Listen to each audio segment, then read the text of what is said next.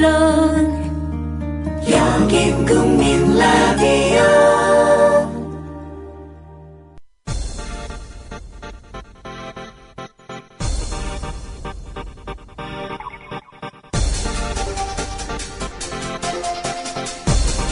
조상훈의 뉴스 봐.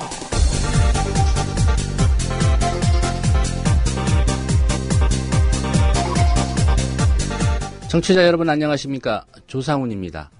삼성전자 반도체 공장 노동자의 백혈병 문제에 대한 사회적 관심을 환기시켰던 연극입니다. 반도체 소녀.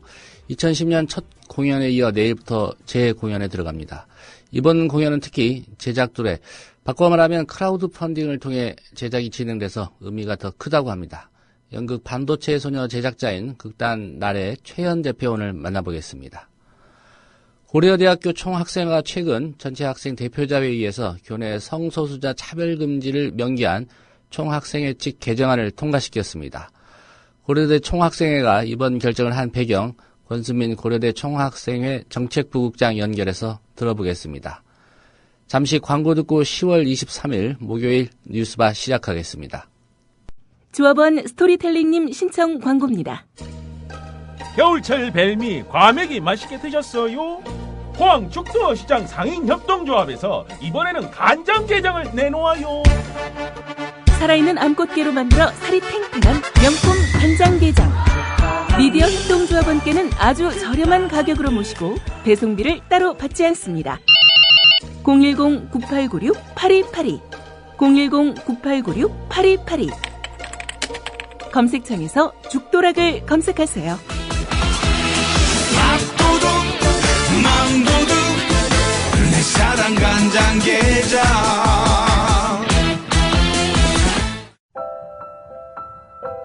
사람이 온다는 것은 실은 어마어마한 일이다. 그는 그의 과거와 현재와 그리고 그의 미래와 함께 오기 때문이다. 한 사람의 일생이 오기 때문이다. 정현종님의 시처럼 한 아이의 일생을 만나는 마음으로 교육하는 학교가 있습니다. 아이들에게 고향이 될 작은 시골 학교, 16년의 대안학교 푸른꿈 고등학교에서 아이들을 기다립니다. 문의 전화는 063-323-2258 검색창에 푸른꿈 고등학교를 검색해보세요. 이웃나라 일본 연금 제도는 어때?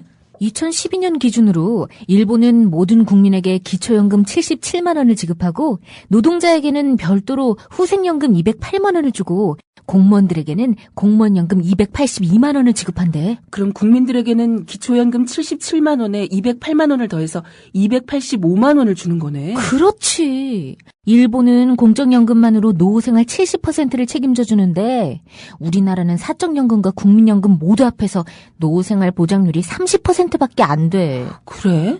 우리나라와 일본 차이가 많이 나네? 국민 여러분, OECD 국가 중 공적연금 수준이 가장 낮은 나라가 일본입니다. 공무원연금을 낮출 게 아니라 국민연금을 공무원연금 수준으로 높여야 합니다. 공적연금 강화, 국민 여러분과 함께 만들어가겠습니다. 전국 공무원 노동조합. 뭐 드시겠습니까? 잠깐만요. 야, 10월달에 신촌에서 뭐 재밌는 거 한다며. 그 개쩐다는 페스티벌. 맞아요, 페스티벌 3. 2014 페스티벌 3. 그게 뭡니까? 뮤지션들 18팀이 펼치는 뮤직 페스티벌. 언제? 어디서? 10월 25일 토요일. 신촌 연세로 차 없는 거리에서 오후 3시부터 하루 종일. 노래만 하는 거야? 아니요, 거리 퍼포먼스랑 만화가들의 캐리커처, 아트마켓도 열린대요. 가만히 있지 않겠다는 사람들 다 모여. 제목이 뭐라고요? 2014 페스티벌 3. 많이 놀러오세요. 살균 탈취제 요즘 많죠. 향기도 다양하고 성분도 다양한데 우리 아이들 방에 그냥 뿌리기에는 마음에 좀 걸려요. 향기는 좋은데 안심해도 되는 건가요? 아이들이 얼마나 민감한데요. 우리 아이들 방에 뿌리는 건 안심하고 믿을 수 있어야 될 것 같아요.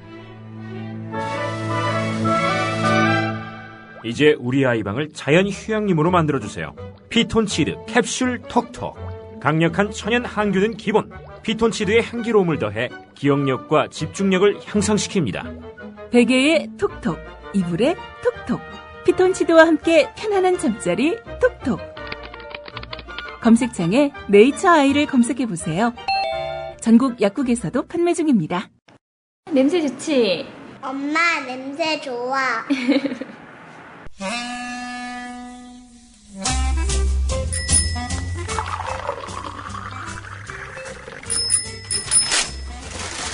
아침 신문 귀로 읽으세요. 김영민의 조간 브리핑. 네, 10월 23일자 아침 신문 주요 기사 살펴보겠습니다. 김영민 PD의 조간 브리핑입니다. 안녕하십니까? 네, 안녕하십니까? 예, 휴가 중에도 신문은 꼭 챙겨 보시는군요.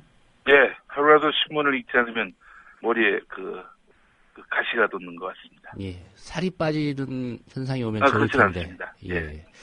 오늘 첫 기사 어떤 겁니까? 세계일보 1년 기사가 주목됩니다. 지금은 상시고용자 2년만 지나면 무조건 정규직으로 채용을 하도록 돼 있죠. 예. 이게 바로 비정규직 보호법인데 박근혜 정부가 2년을 3년으로 늘리는 방안으로 비정규직 고용 개선 종합 대책을 다음 달쯤 발표할 예정이라고 합니다. 예. 노동자들 입장에서는 불리하게 바뀌는 거 아닙니까? 그렇게 볼 수도 있죠. 사실은 이제 2년 정도 후에는 반드시 정규직으로 바꿔야 하니까 예. 1년 11개월 쓰고 내쫓는 경우 이게 허락했다고 하더라고요. 그래서 3년으로 늘리면은 그래도 고용기간이 1년 정도 더 늘어나는 거 아니냐 이렇게 이제 보는 시각도 있는데 그러나 어쨌든 이게 2년 후에는 정규직이 될 수 있다. 이런 기대를 갖고 일하는 노동자들에게는 상당한 낭패가 될 가능성이 높아 보입니다. 예. 고용노동부와 국회에 따르면 정부는 기간제법을 고쳐서 비정규직 고용기간을 3년으로 늘리는 방안을 검토하고 있는데 기업들이 비정규직을 2년 동안 고용한 다음 정규직으로 전환해야 하는 부담 때문에 2년이 되기 전에 해고하는 경우가 많아서 비정규직 고용 안정에 걸림돌이 되고 있다는 게 추진 배경인데요. 사실 지금 현재 비정규직 규모가 한 600만에 이릅니다. 정규직 근로자는 어느 정도냐? 역시 600만입니다. 예. 600만 대 600만. 예. 그 절반이 비정규직이라는 얘기죠. 이 정도면은 비정규직 되는 것은 개인의 노력 부족 이런 걸로 보기는 어려운 겁니다. 사회 구조적인 문제인 건데요. 근데 2년에서 3년으로 늘리는 거 이거 언발의 오줌 누기 아닙니까?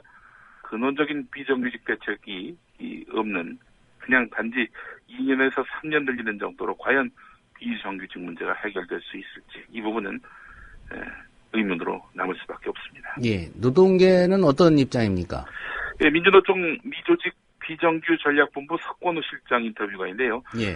기간제 기간을 3년으로 할 것이라는 이야기가 국정감사 기간 여기저기서 흘러나오고 있다.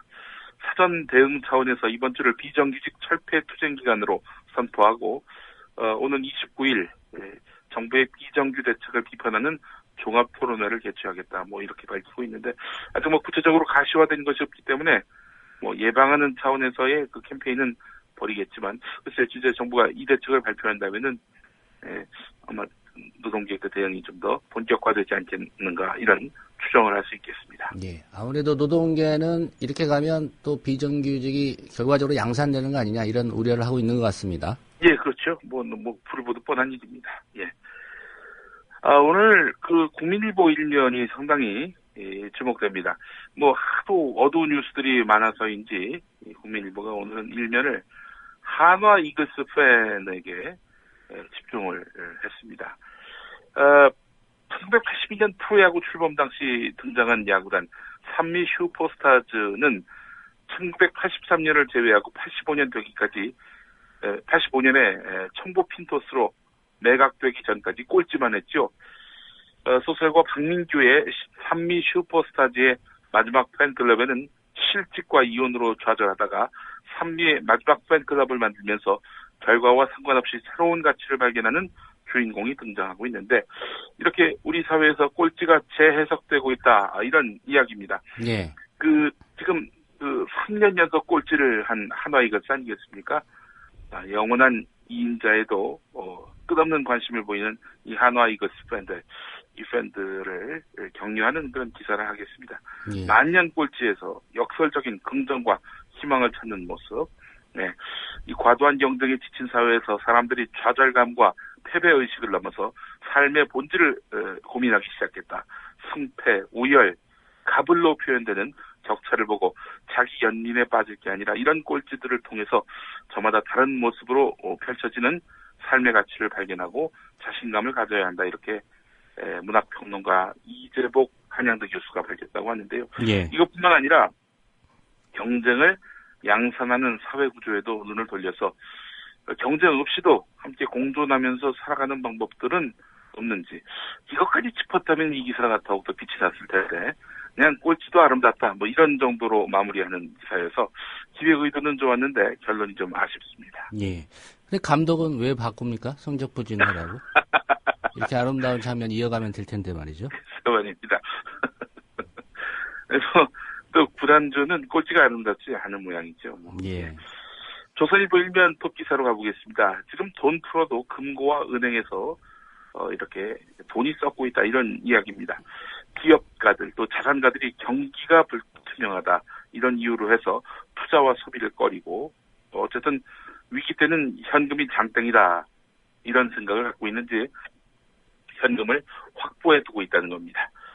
돈이 도는 속도 일본의 잃어버린 20년이 시작된 90년대 초보다 더욱 심각하다고 하는데요. 이런 가운데 또 나라 빚은 또 공기관의 빚은 또 가계 빚은 어마어마하게 늘어나고 있고요. 돈 풀어도 금고와 은행에서 돈이 썩고 있다. 조선일보가 이걸 일면 톱으로 이렇게 다루고 있는데 예.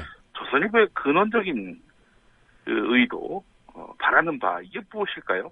이건 돈이 잠잔다라는 기획 오늘 첫 순서로 나왔는데 예. 내일 또 모레쯤 되면은 조선일보의 의도가 명확하게 드러나게 될 것 같습니다. 예. 돈 풀어서 기업도 뭐 경기도 좀 활성화돼야 기업들이 광고도 좀 많이 하고 뭐 그런 거 아니겠습니까? 주택 경기 미지다 결론을 내셨네요. 그러니까 주택 경기 활성화되면 또 분양시장 뜨거워질 테고요. 예, 그런 신문 광고도 광고 좀 많이 열심히 해라. 들어가고요. 예, 돈 쌓아놓고 뭐하냐. 신문 광고 좀 열심히 해라. TV조선도 좀 도와다오. 이런 의미인지, 그거는 뭐 아마 모레쯤 가면은 드러나게 될 것 같습니다. 자, 오늘 서울신문 일면 톱인데요. 놀랍습니다. 육군 특수전 사령부에서 전투요원에게 보급한 방탄복이라고 불리는 옷 2,000여 벌이 북한군이 사용하는 소총에 뚫리는 등 무용지물 수준인 것으로 감사원의 특정 감사 결과 드러났습니다. 예. 특수전 사령부는 이 방탄복의 시제품을 시험 사용한 결과 부적합하다라는 사실을 예하부대로부터 보고받고도 고의적으로 이를 누락시킨 채 품질 미달의 제품을 구매해서 장병들에게 보급한 것으로 확인됐습니다. 이 군의 이 군기, 이 총체적으로 완전히 망가졌네요. 뭐 비행기도 문제고, 장갑차도 문제고, 방탄복도 문제고, 게다가 또 열심히 전투에 임해야 할 그런 군사들은 서로 그냥 내부 갈등 때문에 총격을 가하기도 하고 폭탄을 던지기도 하고 말이죠.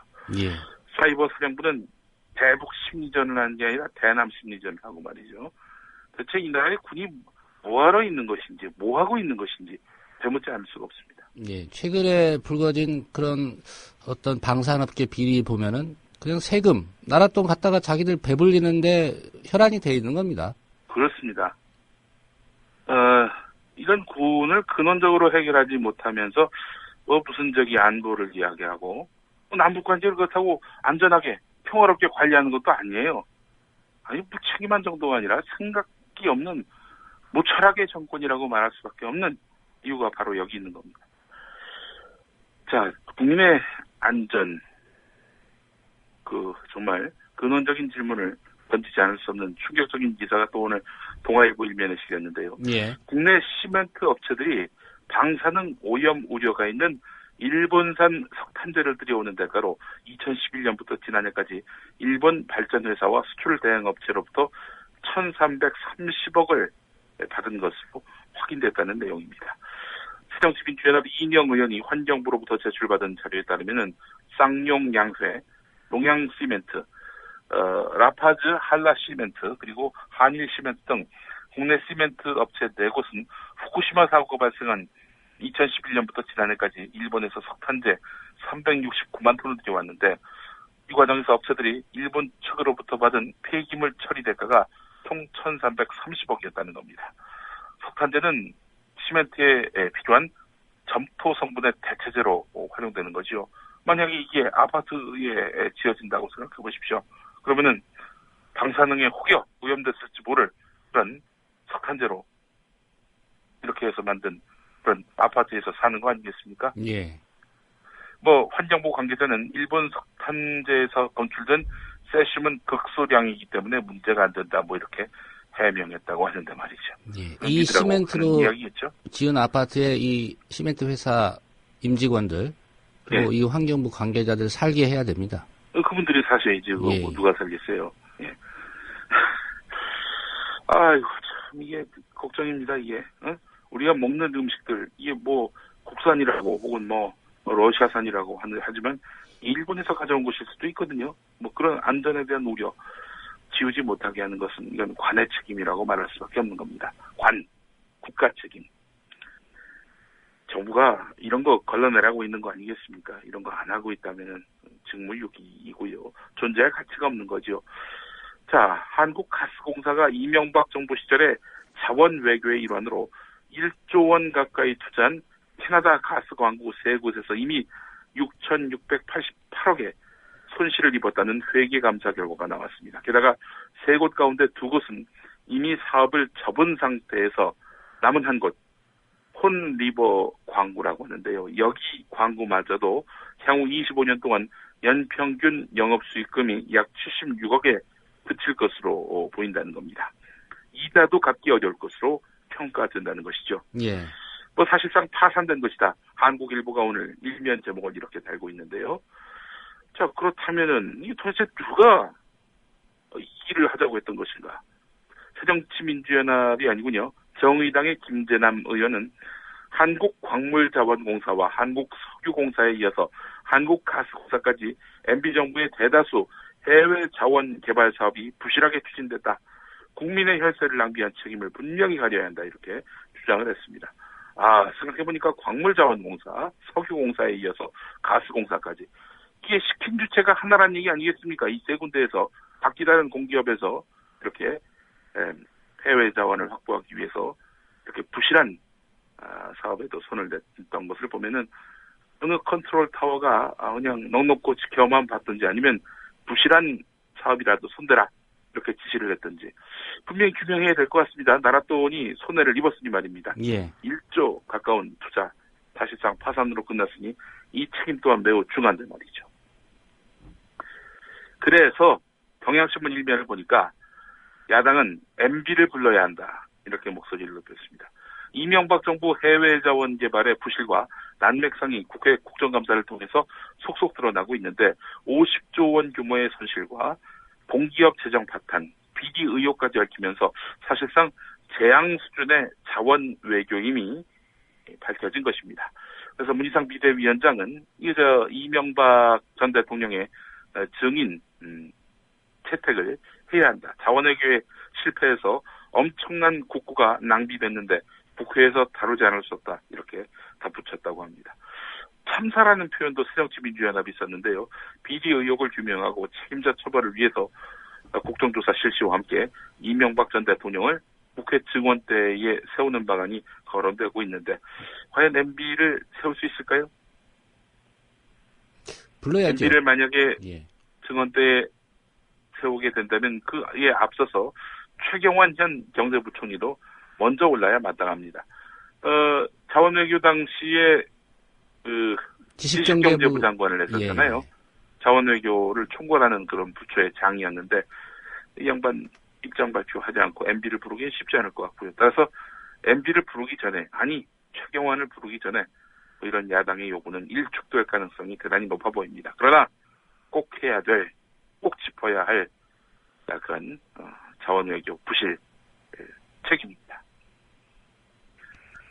경향신문 신면으로 가보겠습니다. 김문기 삼지대전 이사장 측근이 총학생회 간부를 매수해서 김문기 전 이사장 복귀를 반대하는 교수, 학생, 직원들을 불법 사찰한 구체적인 정황이 드러났다는 그런 기사입니다. 오늘 이 기사 판결에는 또 일면에서 다뤘는데요. 예. 상지대 총학생회 교수협의회 사학개혁국민운동본부는 어제 그 참여연대 강당에서 기자회견을 열어서 김문기 전 이사장 측근의 학생 매수와 불법 사찰, 도청 의혹을 제기하면서 김문기 전 이사장 등 옛 재단 이사진의 퇴출과 함께 교육부 감사, 검찰 수사를 촉구했습니다. 200만 원을 줘서 야, 너 그 총학생회장에 출마해라. 그리고 우리 총장님 좀 위해서 애써달라. 뭐 이렇게 총장 비서실장이 이렇게 애수에 나섰다라는 그런 증언이 나왔던 겁니다. 예. 이 대화 녹취록이 있군요. 예. 명백한 증거가 또 있어 보입니다. 자, 그런데 뭐 이에 대해서 학교 측은 학생이 먼저 돈을 요구했고 순수한 마음으로 도와줬을 뿐이다. 학생이 직접 그 대화 내용을 녹음했기에 불법 도청 및 매수는 아니다 이런 얘기를 했다고 하는데 말이죠. 뭐 학생이 먼저 와서 돈을 요구했다 이 부분이 눈에 들어오는군요. 자, 하여간 이런 점을 따져본다면은 김문기 이사장 이 학생을 시켜가지고 이 학생과 교수들을 이렇게 뒷조사하라고 시켰다는 그런 얘기 아니겠습니까? 이 주장에 따르면 말입니다. 이거 뭐 수사가 좀 불가피할 것 같습니다. 예. 중앙일보 일면으로 가보겠습니다. 간판보다 취업, 올 239명이 서울대를 포기했다. 2014학년도에 서울대 들어가야 할 합격생 239명이 서울대 들어가기를 포기했다는 겁니다. 진로가 확실한 의대 등을 선택하기 위해 서울대 합격했지만 다른 대학 의대에 가는 길을 택했다는 학생들도 상당했고, 그 부산대 산업공학과로 간 학생도 있었다고 하는군요. 뭐 어제 보도를 보니까 대졸이 아니라 자기는 고졸이다 이러면서 그 학력을 말하자면 다운을 해가지고 그렇게 해서 취업 일선에 나선 학생들도 있다고 하는데, 글쎄요, 중앙일보가 학벌사회 깨진다 이런 기획으로 오늘 기사를 실었는데 대학 평가를 주도하면서 대학 서열화를 가중시킨 중앙일보가 이런 기획을 다룬다는 것 자체가 실소를 금치 못할 일입니다. 자, 한국일보 신면으로 가보겠습니다. 대법원 쳐다보다 피말린 세월, 사법부신 쌓인다 이런 제목입니다. 이 이야기는 무엇이냐? 지난해 대법원이 판결이나 결정을 내린 처리 사건의 심리기간은 형사합의부 사건의 경우 3.5개월, 형사단독사건 3.4개월, 민사분한 4.6개월로 결코 길지 않습니다. 예. 자, 이런데도 불구하고 장기 미제 사건은 급증하는 추세입니다. 즉, 밀리는 사건은 계속 밀린다는 겁니다. 민사분한 사건 가운데 지난해 2년 이상 장기 미제 사건은 325건으로 2012년 183건보다 대폭 늘었습니다. 2년 이상 대법원에서 심리를 받고 있는 형사 공판 피고인도 2012년 209명에서 지난해 267명으로 늘었습니다. 2009년에는 111명이었는데도 불구하고 말이죠. 자, 그렇다면은 이게 무엇이 문제냐? 권영국 변호사 이런 말을 했네요. 법조계 속담 중에 권리의 지연은 권리를 거부하는 것과 같다. 이런 말이 있다. 시기를 놓치면 구제가 무슨 필요가 있겠느냐? 사건이 장기 미제가 될 경우 그 이유를 당사자와 국민에게 설명해 주도록 예규 개정을 통해서 반영해야 한다라는 판사 출신 서기호 정의당 의원의 발언도 있었습니다. 예. 대법원에서 이렇게 그 판결을 미루는 사건들이 적지 않지요. 뭐 당장 저희 주변에서 보더라도 그 노종면 저희 국민TV 뉴스K 방송 제작국장 같은 경우도 지금 YTN 해직 이후로 계속 몇 년째인가요? 7년인가요?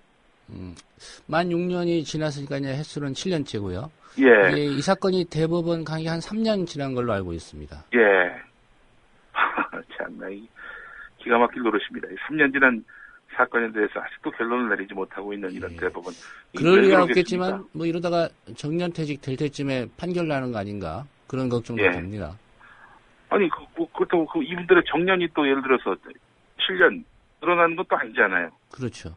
한마디로 얘기해서 이런 대법원의 이런 판단 지연은 결국 당사자만 골탕을 먹는 격이 된다. 이런 이야기입니다. 법원 이야기에 이어서 오늘 서울신문은 정몽준 서울시장 새누리당 후보에 대해서 SNS에서 비판을 했다는 이유로 무리하게 기소한 검찰의 행태를 짚었습니다.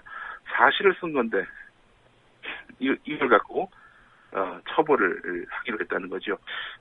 예를 들면 뭐 이런 겁니다. 정몽준 의원은 미기한 국민들 상대로 7선 의원을 했고 교통비 70원 아니냐고 해서 욕먹으니 자기도 쓴다면서 학생용 버스카드 들고 미기한 쇼를 한 적이 있었다. 최후의 양심이 있다면 후보 자진 사퇴하시길. 정몽준 부인 선거법 위반 크크크. 몽가루 집안일에 크크. 온 가족이 정몽준 안티 이런 글을 올렸다고 하는데 말이죠. 이 대학생은 김황식 전 국무총리의 지지자로 이렇게 조사가 됐었다고 합니다. 뭐 사실 여기 대부분 다 사실 아니겠습니까? 그럼에도 불구하고 비방했다는 이유로 해가지고 기소를 했단 말이죠. 이 의사표현의 자유가 보장돼야 하는 것 아니냐라는 그런 학계의 이야기들이 나오고 있습니다. 지금 법원 검찰 이야기를 했는데 한 절의 육면을 보면 경찰 이야기가 있습니다. 원전 찬반 투표를 묻는 주민투표에서 유권자의 85%가 반대표를 던진 강원도 삼척시에서 경찰이 주민투표와 관련해서 시장과 공무원 등을 잇따라 조사해서 논란이 되고 있다는 이야기인데 경찰의 뒤끝 이런 제목을 달고 있습니다. 한편 국정원 이야기도 있습니다. 한절의 육면을 보면 말이죠. 국정원 직원이 최동욱 전 검찰총장의 혼외 의심 아들의 개인정보를 빼낸 혐의로 기소된 국가정보원 직원이 혼외자 의혹의 구체적인 내용을 어떻게 알았느냐 이렇게 물어보니까 우연히 식당 화장실에서 듣고 간첩이 이런 소문을 퍼뜨린다고 생각해서 뒤를 캐게 됐다는 정말 어처구니 없는 그런 증언을 해서 빈축을 샀습니다. 예. 우리나라 국정원 직원다운 답변입니다. 예, 기본적으로 이게 말도 안 되는 사실 거짓말을 하더라도 좀 그럴듯한 거짓말을 해야죠. 국정원이 이 법원을 얼마나 우습게 여기는지를 확인할 수 있는 그런 대목이 아닌가 이런 생각이 들고요. 오늘 조선일보 외신면 재밌습니다. 20면에 이런 제목이 있습니다. 미국 보수층이 유독 폭스뉴스만 챙겨보는 이유는 이런 제목의 기사입니다. 예. 퓨 리서치 센터는 그 이유에 대해서 보수층은 진보층에 비해서 자신의 입장을 명확히 대변하는 미디어를 더 많이 신뢰하는 경향이 있기 때문이다 이렇게 분석했다고 하는데요. 같은 맥락에서 보수층은 중립적 미디어에 속하는 CNN이나 통신사를 신뢰하지 않는 영향이 진보층보다 상대적으로 높다고 퓨 리서치 센터는 덧붙였습니다. 이런 폭스뉴스를 벤치마킹한 신문 방송이 있죠. TV조선입니까? 예, 조선일보와 TV조선입니다. 예. 보수층이 이게 중립적 보도는 싫어하고 편향적 보도를 더 선호하는 이런 이제 성향을 이 미국 보수층은 갖고 있다. 뭐 이렇게 얘기하고 있는데. 예, 이런 의도겠지요. 예? 우리나라 보수층들 예. TV조선만 잘 챙겨 봐라. 예. 뭐 이런 기대감 갖고 이 기사 쓴 거 아니겠습니까? 그런 것 같습니다. 예. 오늘 여기까지 하겠습니다. 예. 우리나라 보수층들 TV조선 열심히 보시랍니다. 예. 잘 들었습니다. 고맙습니다. 예. 김용민 PD의 조간 브리핑이었습니다.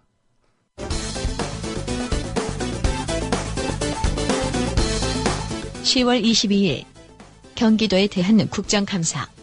강기훈 새누리당 의원이 이재명 성남시장에게 판교 참사 책임 추궁에 나서는데 우리 성남시에 있는 많은 시민들이 거기에 몰릴 것이라는 것은 인지된 사실 아닙니까? 그러면 법이 있든 없든 간에 거기에 안전요원을 배치하고 거기에 관여해야 합니다. 맞습니다. 의원님 가능하시면 저도 답변할 기회를 좀 주시면 마지막에 듣게. 네. 남의 일에 대해서는 그렇게 혹독하게 평가하면서 자기가 책임져야 할 문제에 대해서는 회피하는 태도는 지금부터 지양해야 된다 이런 말씀을 좀 드리겠습니다. 네, 제가 답변해 드리겠습니다. 발언 기회를 안 주자 실소를 금치 못하는 이재명 시장. 그러자 조원진 새누리당 의원이 나서서 큰 소리. 위원장님, 지금 유가족들이 계시고 이 방송을 국민들이 다 보고 있는데 시간 좀 꺼주세요. 성남시장이 나와서 실실 웃고 그래야 되겠습니까? 그래? 여기 웃는 자리에요 지금?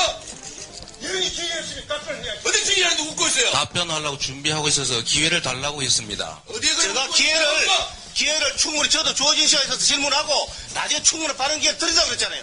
근데 본의원이 질문하고 답을 하는데 그것도 또 나중에 하겠다고. 아니 질문을 지금 5개 정도 하셨는데 저도 답을 해야 될 거 아닙니까? 위원장님. 새누리당 조원진이 누구인가? 국정원 선거 개입권 조사하자는 야당 의원 요구 뿌리치고 대구시장 선거 나섰다가 예선 탈락한. 그리고 세월호 참사 국정조사특위 여당 간사로 있으면서 유족들 가슴 멍들게 하지 않았나. 앞서 조원진 새누리당 의원이 AI를 예로 들어 재난사고 컨트롤 체계를 설명하자 유족들은 희생자를 닭하고 비교하냐며 반발했습니다. 그러면 대통령이 AI가 전국에 막 퍼지고 있는데 AI 퍼지지 않도록 모든 사람을 동원해서 막아라. 그러고 차단할 거 다 차단하고 해라. 대통령이 할 수 있는 겁니다. 맞지 않습니까? 네, 그렇습니다. 그러면 그때는 그게 전부 다가 대통령이 이제 컨트롤 타워 역할을 다 해야 됩니다. 지금 당하고 비교해 지금? 진행에 협조해 주시기 바랍니다. 지금 당하고 비교합니까? 인가가 막 있는데 우리가 우습게 보이죠? 우리가 우습게 보이냐고? 이게 국정조사야? 에? 위원장님, 이게 국정조사냐고? 자, 밖으로 나가 계십시오. 회의 진행해야 됩니다. 당시 새누리당 조원진 의원. 실실 웃으면서 말했는데 그런 조원진 의원에게 돌려주고 싶은 말. 지금 유가족들이 계시고 이 방송을 국민들이 다 보고 있는데 시간 좀 꺼주세요. 실실 웃고 그래야 되겠습니까? 그래? 여기 웃는 자리에요 지금? 위원이 기회였으면 답변을 해야지. 어디 기회라도 웃고 있어요?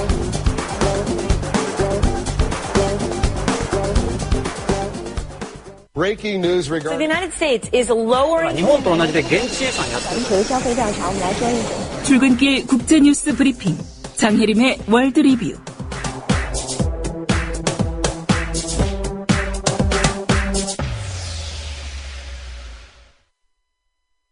네, 밤사이 주요 국제뉴스 정리하겠습니다. 장혜림 캐스터입니다. 안녕하십니까? 네, 안녕하세요. 네. 북한이 억류했다가 석방한 미국인 파울 씨, 고향으로 돌아가서 가족과 재회를 했군요. 네, 북한에 억류됐다가 석방된 제프리 에드월드 파울이 현지 시간으로 22일 오전 고향인 오하이오로 돌아가 가족들을 만났습니다.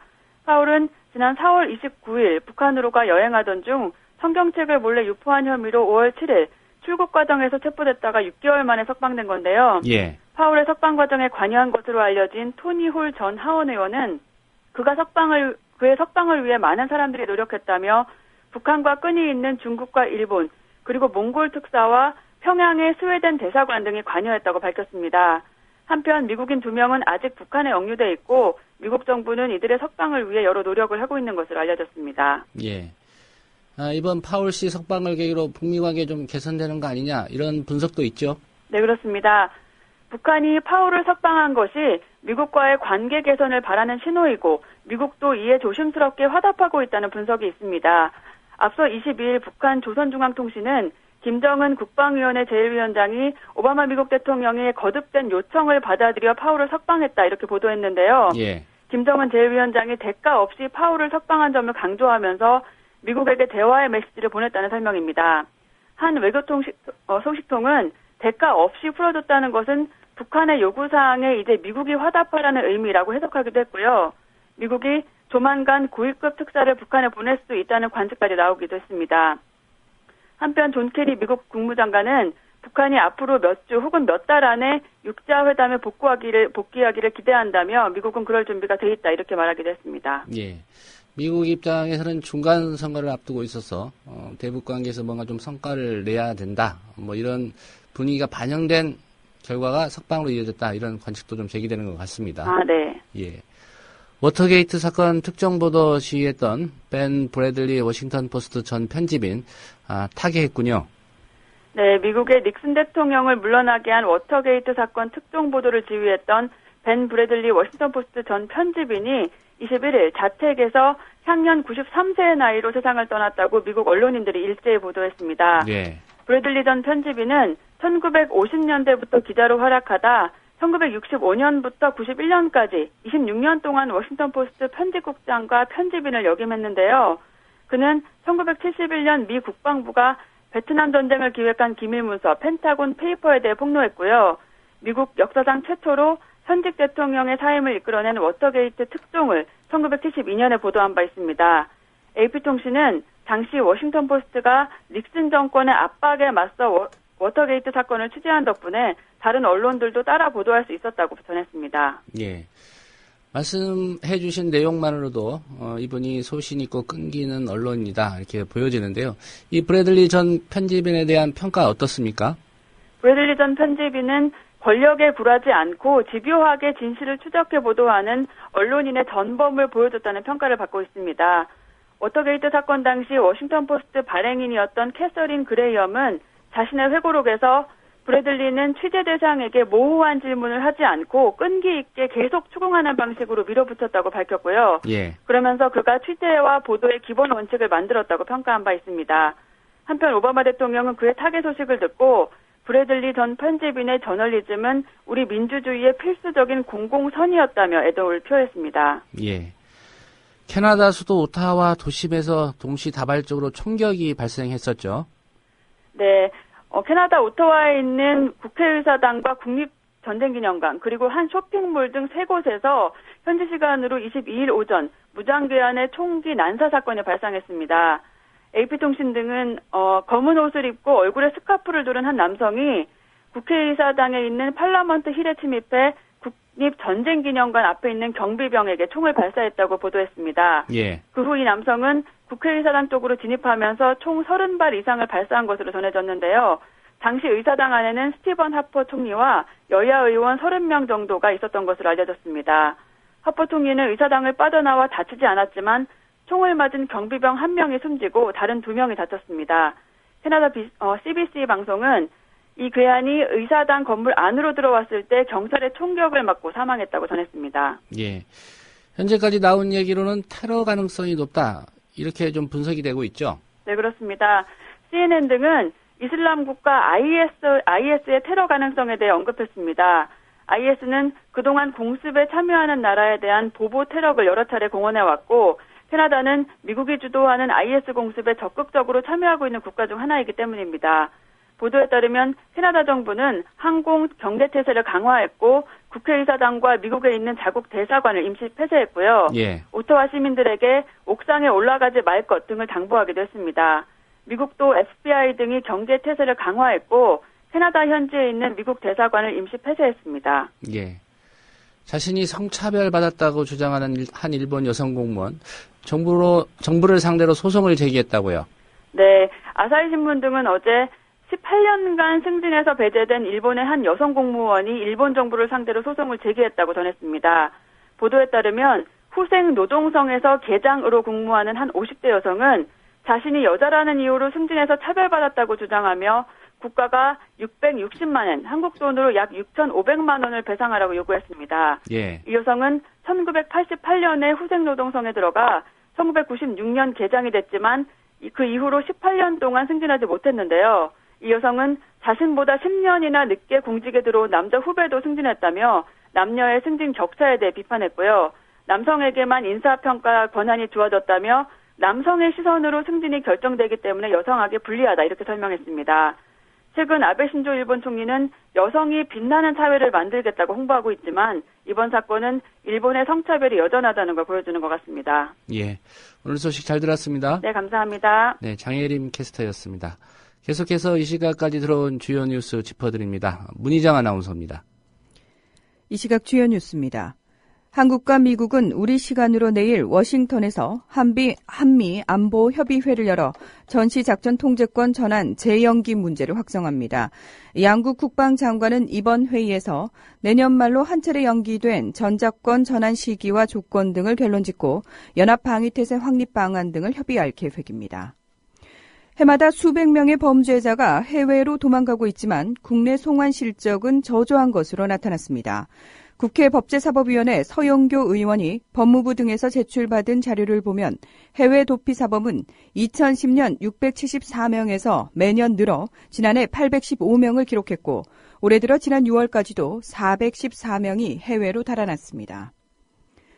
한국교원대가 지난 7월 사회부총리 겸 교육부 장관에 내정됐다가 교수 재직 당시에 논문 표절 의혹이 불거져 낙마한 김명수 명예교수를 조사하던 중 석연치 않은 이유로 이를 중단했다는 의혹이 제기됐습니다.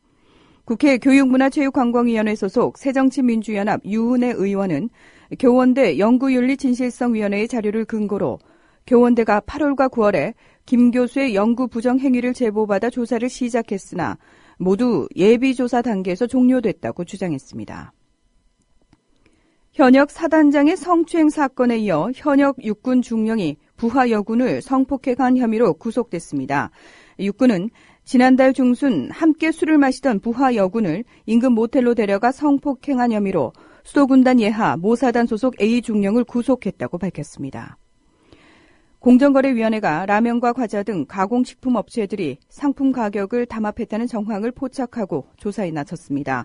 공정위 관계자는 업체들이 상품 가격을 일정 수준 인상하기로 합의했다는 의혹이 있어 조사 중이라며 이미 올해 1차 현장 조사를 했고 앞으로 구체적인 증거 확보를 위해 추가로 조사할 수도 있어서 모니터링을 계속하고 있다고 말했습니다. 서울시가 최근 발생한 판교 환풍구 붕괴 사고와 관련해 오늘부터 2주간 시내 지하철과 지하상가 등의 환풍구에 대한 특별 점검에 나섭니다. 서울시는 지하철과 공동구, 공영주차장, 실외 공연장 등 시설마다 2개씩 모두 10개의 환기시설을 표본으로 추려 실태를 조사할 방침입니다. 지금까지 이 시각 주요 뉴스였습니다. 시대와 역사의 맥이 짚힌다. 조상훈의 뉴스바. 현장에서 전해드리는 실시간 정치권 뉴스. 네, 정치권 소식 김효진 PD와 함께 짚어보겠습니다. 안녕하십니까? 안녕하세요. 김효진입니다. 예. 이 공무원 연금 개정을 위한 태스크포스, 여야가 각각 당내에 설치하기로 했죠? 네. 먼저 새누리당이 오늘 태스크포스 꾸리고 첫 회의 연다고요? 네, 새누리당 오늘 그 공무원 연금 개정 방안을 논의할 태스크포스 TF를 임명하고 첫 회의를 여는 등 이 법 개정을 위한 작업에 돌입합니다. 앞서서 여야는 이 말씀하신 대로 공무원 연금 개정을 위한 TF를 각각 당내에 만들고요. 필요하면 수시로 연석 회의를 하자고 뜻을 모은 바 있습니다. 새누리당이 조금 더 서두르는 모습입니다. 예. 이 TF 팀장 누가 맡게 됩니까? 현재 새누리당 경제혁신특위 위원장을 맡아서 올해 초부터 이 당내에서 공무원 연금 개정 논의를 이끌어온 사선의 이한구 의원이 내정됐습니다. 당 원내대표를 지낸 경제통이고 대표적인 보수 이념의 경제 이론가이기도 합니다. 새누리당에서 김종인 전 경제수석이 비대위원으로 경제민주화 정책 이끌 때 사사건건 부딪히고 뭐 그랬던 사람이기도 하죠. 새누리당은 오늘 첫 회의에서 개정 추진 일정 또 야당과의 협의 방향 등에 관해 논의할 예정이고 연말까지 국회에서 개정안을 처리하는 것을 목표로 작업을 추진한다. 이런 계획입니다. 연내 처리라는 건 청와대가 하달한 방침이기도 하죠. 청와대는 현재 개정 자체보다도 그 시기에 더 무게를 두고 밀어붙이는 분위기입니다. 예. 뭐 연말까지 하겠다. 이게 새누리당의 방침이고 또 청와대도 그런 얘기를 했다라고 설명해 주셨는데. 네. 근데 김무성 대표가 어제 좀 다른 톤의 얘기를 하지 않았습니까? 그렇습니다. 김무성 대표가 어제 공무원 연금 개정이 필요하다는 건 다 안다. 개정을 하는 게 중요한 것이지 시기가 중요한 게 아니다. 이런 말을 했습니다. 앞서 말씀드린 대로 청와대가 대놓고 새누리당을 향해서 연내 처리해달라 이렇게 요구한 상황에서 즉 시기를 못 박은 상황에서 시기가 뭐 그리 중요하냐 이렇게 태클을 건 겁니다. 원내 TF가 어떻게 움직일지는 모르지만 아마도 김무성 대표의 입장이 앞으로 어떻게 정리가 되느냐가 당내에서는 중요한 변수로 작용하지 않을까라는 전망도 해봅니다. 예. 요사이 정치권 뉴스 보면 이 뉴스의 중심에 다른 사람은 거의 없습니다. 예, 김무성 대표가 항상 자리를 하고 있는데요. 네. 뭐 개헌 논의가 정기국회 끝나면 본문을 이룰 것이다. 이 발언도 그랬고요. 네. 또 공무원연금 이 개정 시기와 관해서도 그렇고요. 네. 일각에서는 이거 청와대와 좀 긴장 관계를 일부러 좀 형성하고 있는 거 아니냐. 이런 분석도 있던데 어떻습니까? 네, 그렇습니다. 엊그제 청와대가 이 김무성 대표의 개헌 관련 발언이 실언이라고 생각하지 않는다는 사실상 박근혜 대통령의 의중을 담은 말을 전했죠. 예. 그러니까 알고도 일부러 그런 거다. 우리는 이렇게 생각한다. 곧 대통령은 그렇게 생각하신다. 뭐 이런 얘기 아니었겠습니까? 아무튼 이렇게 공개적으로 김무성 대표를 압박했는데 김무성 대표가 마치 여기에 되받아치기라도 하듯이 공무원 연금 개혁 시기, 개정 시기 얘기를 꺼낸 겁니다. 물론 김무성 대표가 어제 박근혜 대통령과 자신의 대립 논란에 관해 해명을 하긴 했습니다. 어제 저녁에 예고도 없이 당 혁신위원회 회의에 참석을 한 건데 이 자리에서 김무성 대표는 대통령과 나를 싸움 붙이려 난리인데 절대 싸울 생각이 없다고 말했습니다. 예, 그러면서 공무원 연금 개정 문제를 언급을 했거든요. 예. 이에 관해서는 선거를 생각하면 공무원 연금 개혁은 아예 생각도 못할 일이지만 이것 때문에 선거에 큰 지장을 받는 한이 있더라도 지금 하지 않으면 역사의 죄인이 된다는 생각으로 당정청회의에서 의기투합해 하기로 했다. 이렇게 당정청이 같은 입장임을 거듭 강조했습니다. 예. 대통령과 나를 싸움 붙이려 난리인데 이제 주로 언론이 그런다는 거 아닙니까? 그렇죠. 예. 근데 대통령과 싸우는 이런 관계로 설정하는 것 자체가 일단 김무성 대표에게 그만큼 힘이 실려 있다. 네. 이렇게 봐야 되겠죠. 그렇죠. 감히 맞습니다. 누가 대통령과 싸우겠습니까? 그렇죠. 예. 이 나라에서요. 그렇죠. 예. 김무성 대표 뭐 적극 해명하긴 했지만 뭐 박근혜 대통령과 김무성 대표의 이런 긴장 관계 시간이 가면 갈수록 더 높아지지 않겠습니까? 그렇습니다. 김무성 대표가 현재 새누리당 전반에 자신만의 색깔을 입혀가고 있다는 것 결코 이 관리형 대표에 머물지 않고 있고 그럴 생각도 없는 사람이라는 것은 모두가 잘 아는 사실입니다. 친박 의원들과의 냉랭한 관계, 비주류 내지는 친이계 의원들이 대거 무대 전면에 재등장하고 있는 상황 등등을 보면 누구라도 알 수 있는 점이기도 합니다.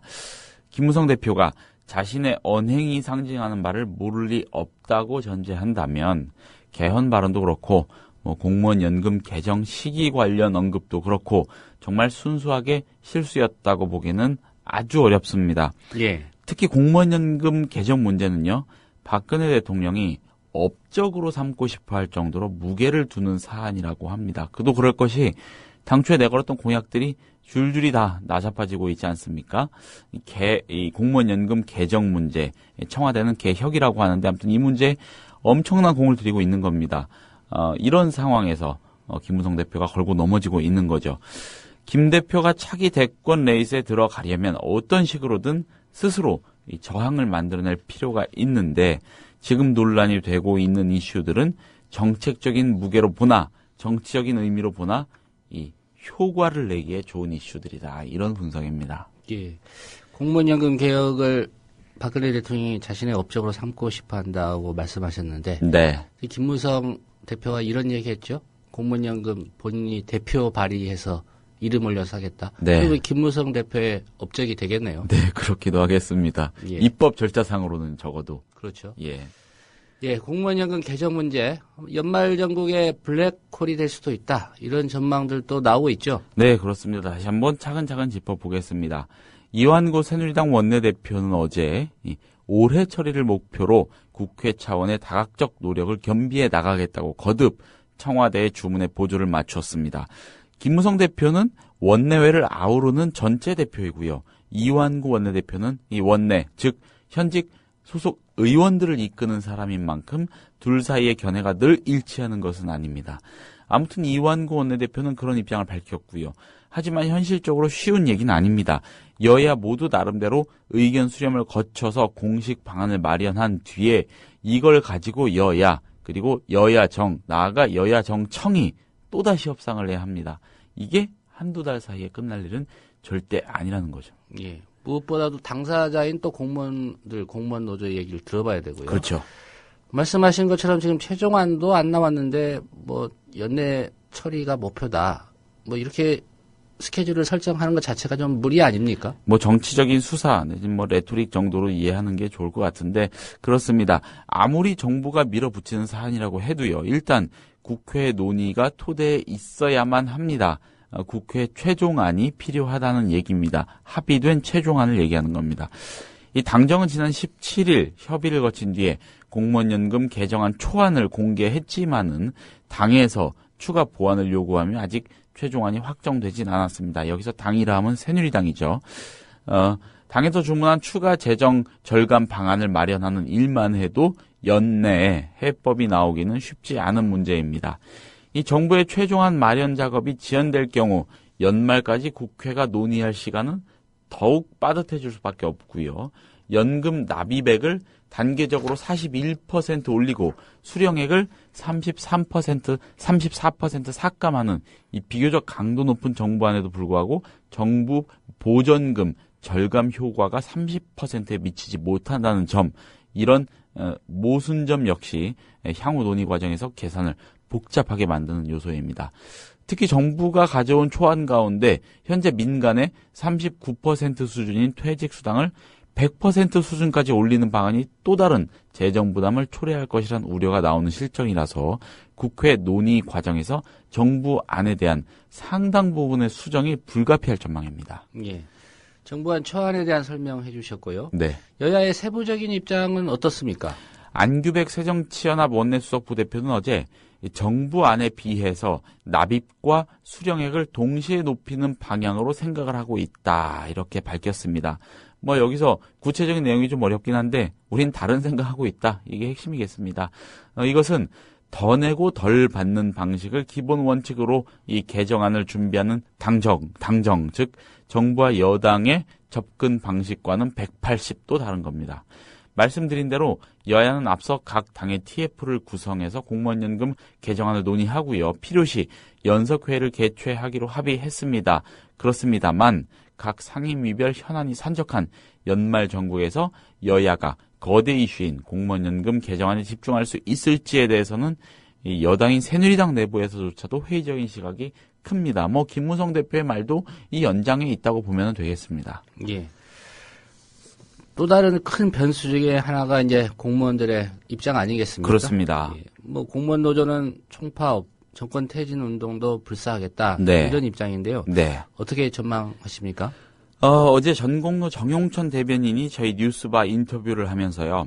이 총파업이나 정권 퇴진 운동에 만약 돌입을 한다면 그 시기는 언제가 되겠느냐, 이런 질문에 지금과 같이 일방적인 개정안이 만들어져서 국회에 올려지는 때다, 이런 답을 했죠. 결국 여야정이 어렵게 자기들 나름대로 협상을 해서 만들어낸다고 해도 만약 그것이 전공로를 이해시키지 못한다면 지난 철도노조 파업 사태 못지않은, 어쩌면은 그보다 더 큰 수준의 정치 사회적 소용돌이가 몰아칠 수도 있겠습니다. 사실 전공로가 이 전국 공무원들이 파업을 결행하면 정말 골치 아파지지 않겠습니까? 예. 그런 상황이 지금 예견되고 있는 겁니다. 네, 국정감사 막바지입니다. 네. 오늘 어떤 국감 있는지 한번 짚어주시겠습니까? 오늘은 단연 법제사법위원회의 대검찰청 국감이 주목이 됩니다. 여야 의원들은 지난 16일 서울 고지검 등에 대한 국감에서 최근 사회적 문제로까지 대두된 이 검찰의 사이버 검열 논란을 두고 공방을 벌였는데 이번에도 그렇게 할 것으로 보입니다.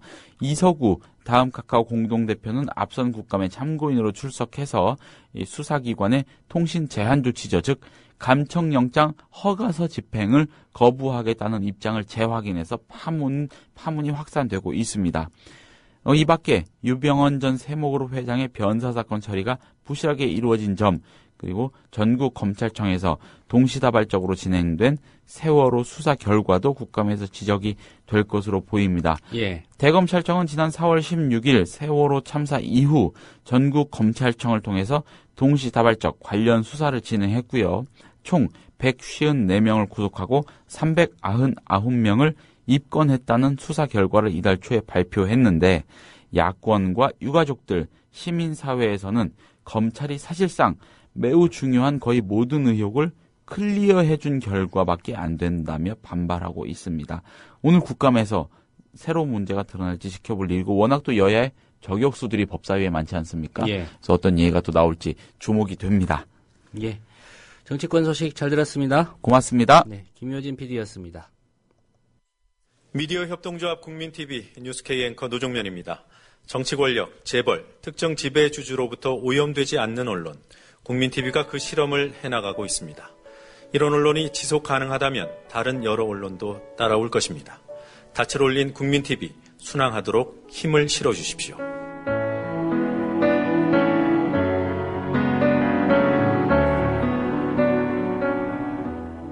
월 11,000원의 조합비 납입. 조합원 여러분의 많은 동참을 바랍니다. 자동납부는 미디어 협동조합 홈페이지 국민.tv 또는 서울전화 3144-0933, 서울전화 3144-7737로 신청하실 수 있습니다. 여러분에게 언론혁명으로, 그래서 자부심으로 보답하겠습니다. 국민TV 뉴스K를 통해 1인 시위를 벌이세요. 뉴스K 방송 중 국민TV 스튜디오 시청 앞에서 손팻말 시위를 하실 의향이 있는 조합원 여러분이라면 누구나 가능합니다. 신청은 국민TV 대표 이메일 mediacoup12@gmail.com으로 성함, 연락처, 주장하고 싶은 내용을 알려주세요. 지방에 거주해 참여하기 어려운 분들을 위한 대리 1인 시위도 가능합니다. 여러분의 많은 참여를 바랍니다. 연결해서 직접 들어보겠습니다. 어제 많이 우셨습니까? 예. 보라색 상의, 병원에서 흔히 입는 그런 옷 색깔 아닌가요? 조상훈의 뉴스 반은 월요일부터 금요일까지 오전 8시 30분에 생방송으로, 이튿날 새벽 1시에 재방송으로 함께 하실 수 있습니다. 지금부터 조상훈 기자의 깊이 있는 인터뷰와 함께 하시겠습니다.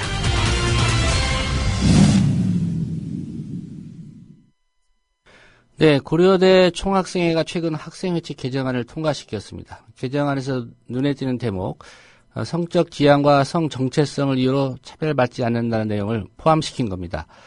우리나라에서 대학 총학생회가 회칙을 통해 성소수자 보호장치를 마련한 거 고려대가 처음이라고 합니다. 이번 학생회칙 개정을 실무적으로 준비한 고려대 총학생회 권순민 정책부국장 연결해서 이야기 들어보겠습니다. 안녕하십니까? 여보세요? 네, 여보세요? 예. 네, 안녕하세요. 우선 좀 궁금한 게요. 총학생회 여러 이제 조직이 있는데, 이 정책국은 주로 어떤 일을 하는 곳입니까? 이제 저희는 이런 학생회칙을 가다듬거나 아니면은 뭐 학교 근처나 주변에서 이제 어려운 분들이 계시면은 저희가 이제 도와드리는 그런 연대 사업을 주로 맡고 있습니다. 예, 학교 주변에 있는 분들과 연대 사업하고 그런 정책을 주로 만드는 곳이군요. 네, 그렇습니다. 예. 이번 그 총학생회칙 개정 작업 실무적으로 준비를 했다고 들었습니다. 특별히 어떤 좀 계기가 있었습니까?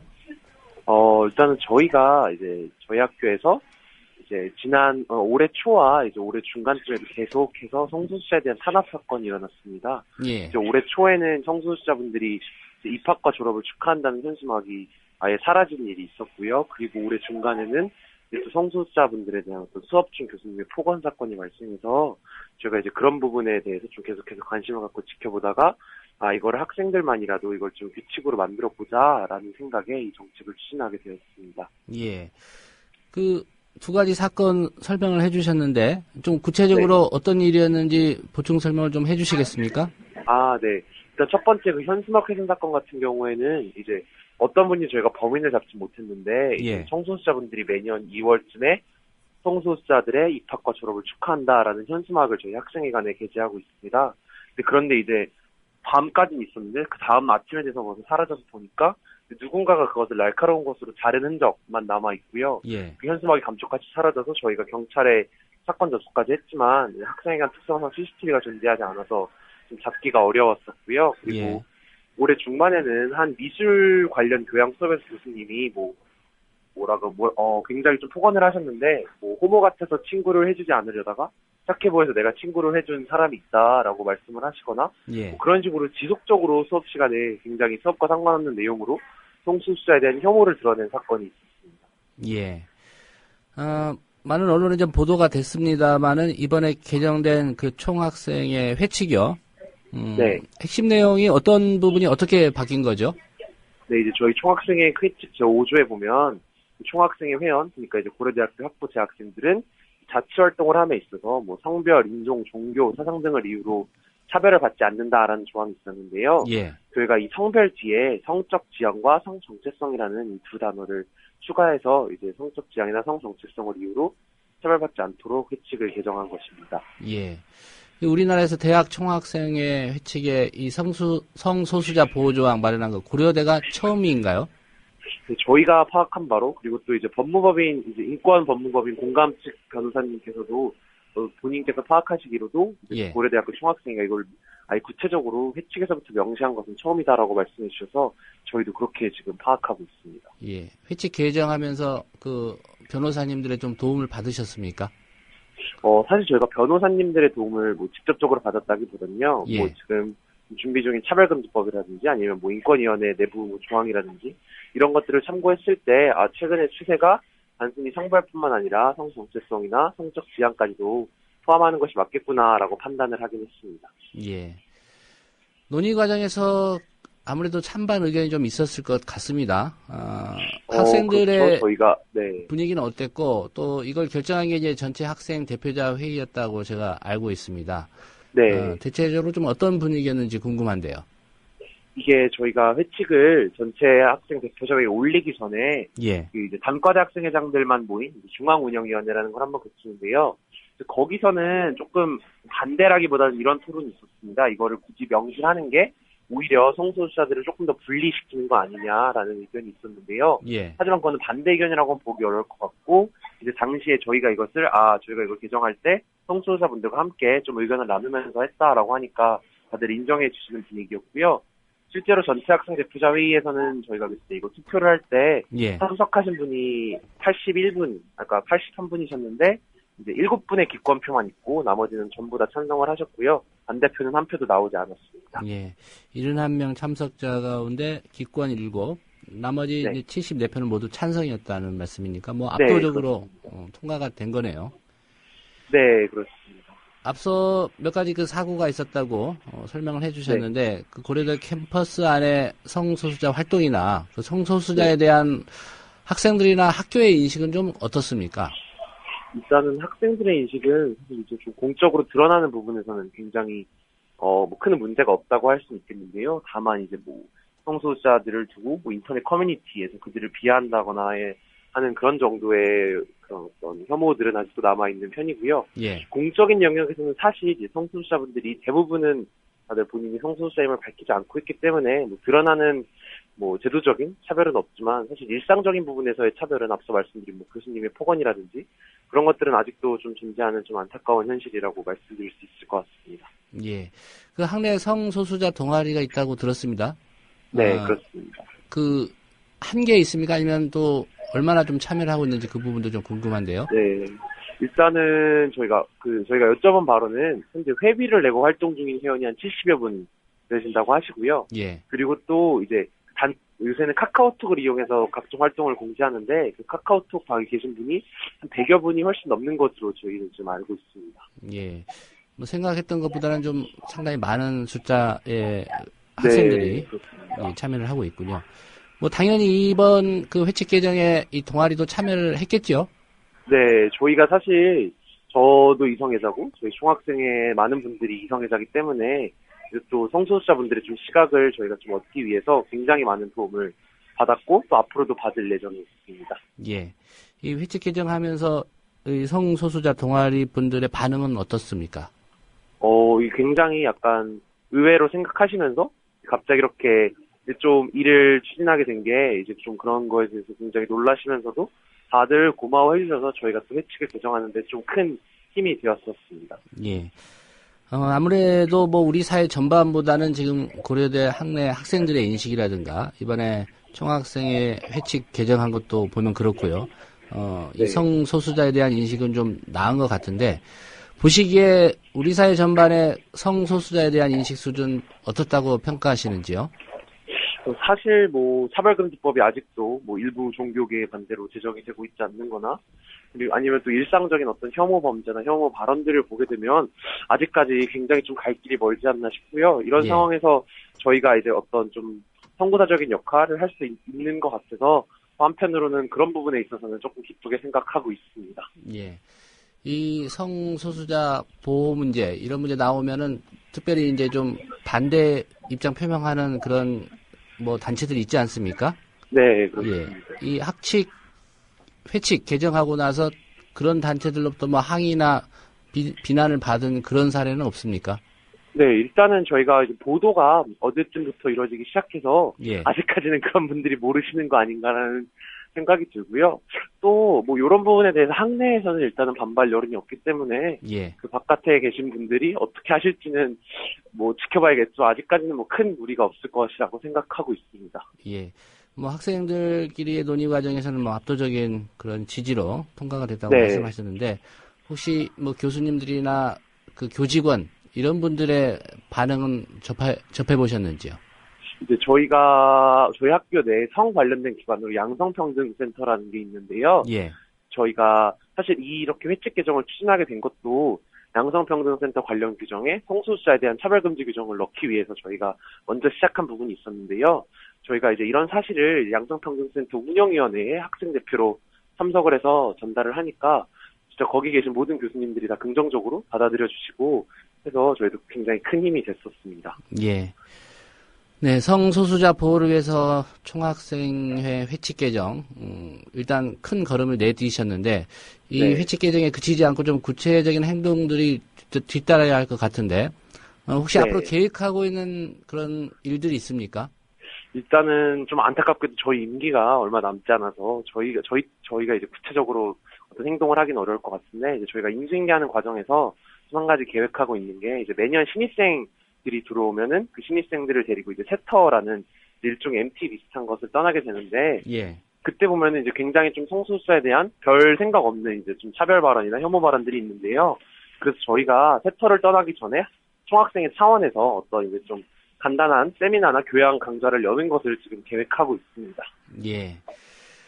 예, 다른 사안입니다만은 고려대 총학생회가 좀 이슈가 돼서 좀 여쭤보겠습니다.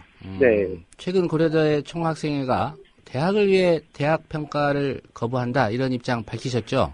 네네네. 예. 그렇습니다. 어떤 취지에서 이런 입장까지 내놓으시게 된 건가요?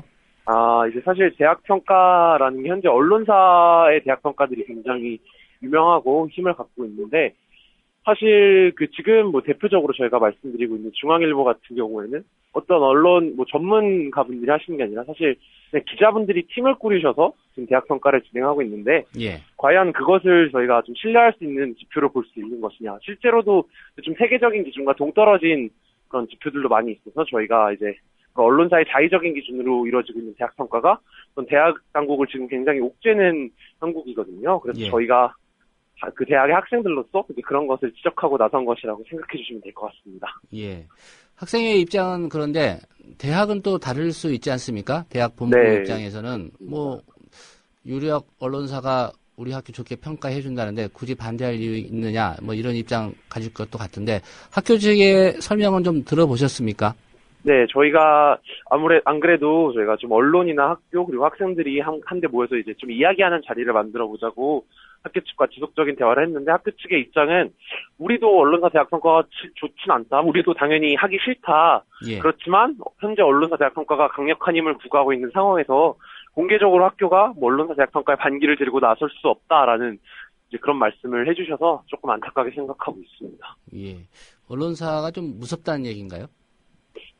그쵸. 언론사의 대학 평가 영향력이 좀 굉장히 강하다 보니까 학교 측도 좀 위축되고 있는 게 아닌가 싶습니다. 예. 학내 사진 보도된 걸 보니까 뭐 네. 그 총학생의 대자보와 또 비교되는 게 네.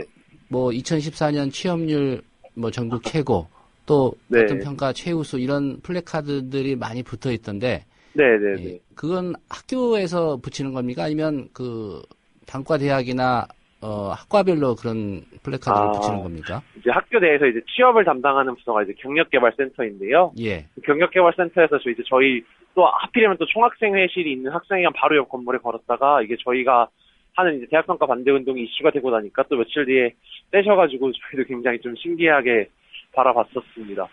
예. 알겠습니다. 오늘 몇 가지 사안 여쭤봤는데, 긴 시간 내주셔서 감사드리고요. 오늘 말씀 잘 들었습니다.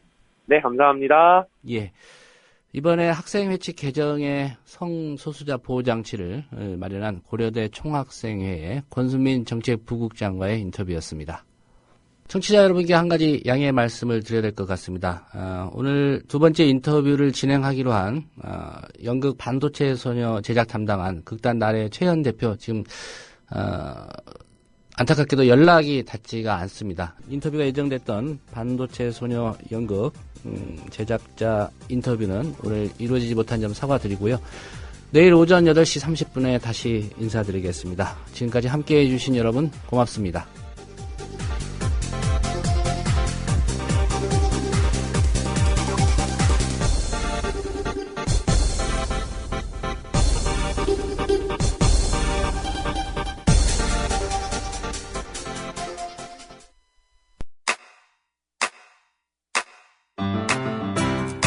국민 라디오 지지하는 4가지 방법 아시나요? 다운로드하기, 별점 주기, 댓글 달기, 구독하기. 국민 라디오를 보다 많은 이들에게 전할 수 있는 가장 손쉬운 방법. 다운로드하기, 별점 주기, 댓글 달기, 구독하기. 잊지 마세요. 다운로드하기, 별점 주기, 댓글 달기, 구독하기.